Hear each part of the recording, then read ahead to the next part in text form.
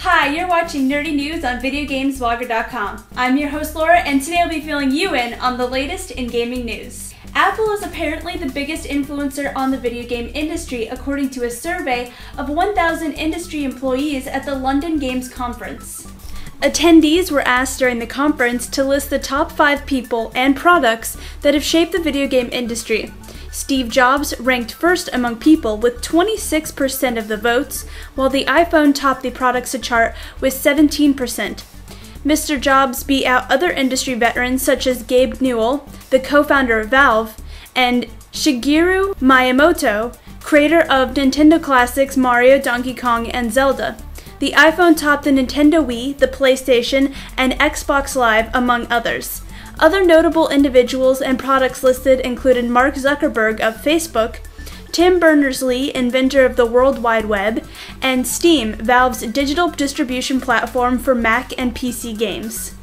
According to recent research conducted at Michigan State University, video games can make you more creative. Researchers surveyed nearly 500 middle school students as part of MSU's Children and Technology project in order to establish their usage of technology, including video games, cell phones, and the internet.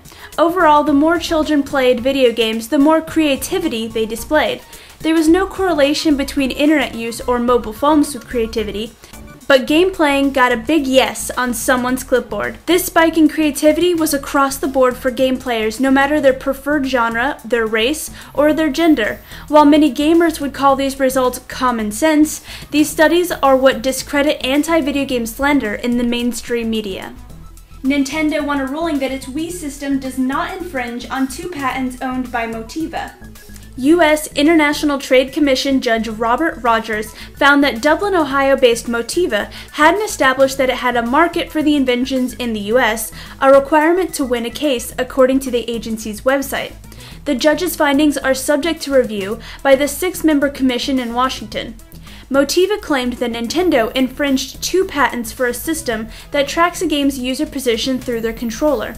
The reason behind the judge's findings will be made public after both sides get a chance to redact business information. A group of 40 students have been playing a financial literacy game that will soon be available to middle and high school students across Texas. Financial football teaches students about concepts like budgeting and identity theft by asking questions that affect the outcome of an NFL football game. If a player gets a question right, his or her team gains yards. If not, it could lose yards. The game, which comes with a classroom curriculum, is a product of the partnership between Visa Incorporated and the Jumpstart Washington Coalition, a nonprofit focused on promoting financial literacy.